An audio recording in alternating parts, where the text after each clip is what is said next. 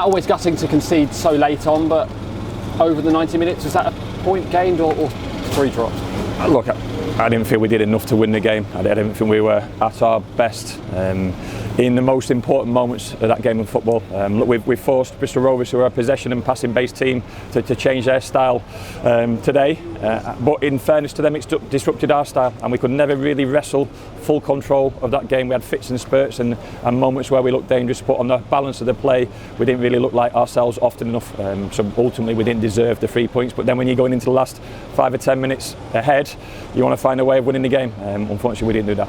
It had a proper derby feel about it, didn't it, today? Just both sets of fans, what was going on the pitch as well. It was a really good game to watch at times. Yeah, it should be good games of football. It should have that derby feel. That's what we're after in terms of League One, be it a more local team, and the fact that the way they are with their personnel, we're familiar with them.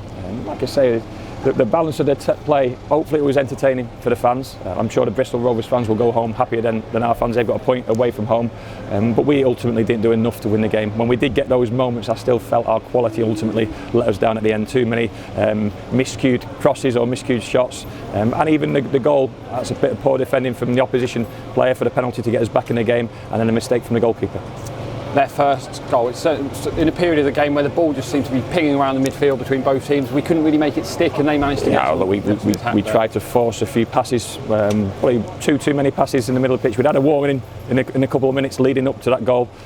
For some reason we just forced those moments, and we didn't quite need to do that. So it's a learning curve for the personnel involved in relation to that, and with no disrespect to Bristol Rovers, their attacking play today came off our mistakes. Even the second goal, uncharacteristic from Giovanni topping the pitch. The first half moments, Josh Key giving the ball away. When we gave the ball away, they looked really dangerous, and they would do with 3 centre forwards on the pitch.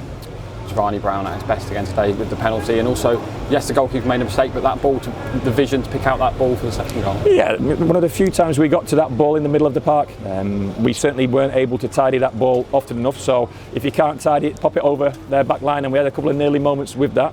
Unfortunately, Sam, no one's going to catch Sam once he's through, and the goalkeeper has ultimately made a mistake. But that was the flow of the game.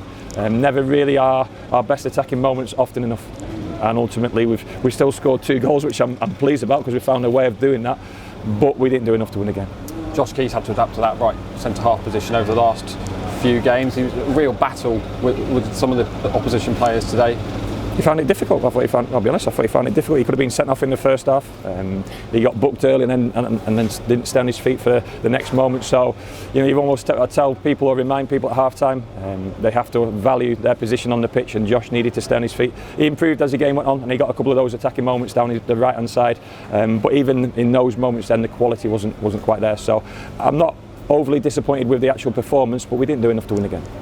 I think that's 5 bookings for Pierce Sweeney today. Does that rule him out for Tuesday, or does it have to be a league game? I don't know.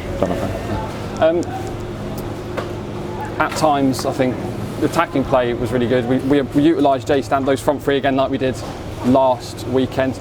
Probably not as effective this time around.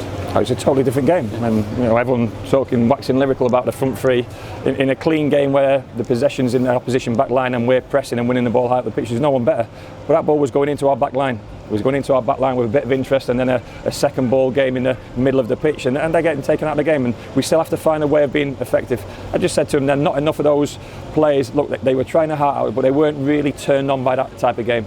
If we want to be successful, that's how I'd set up against us at home.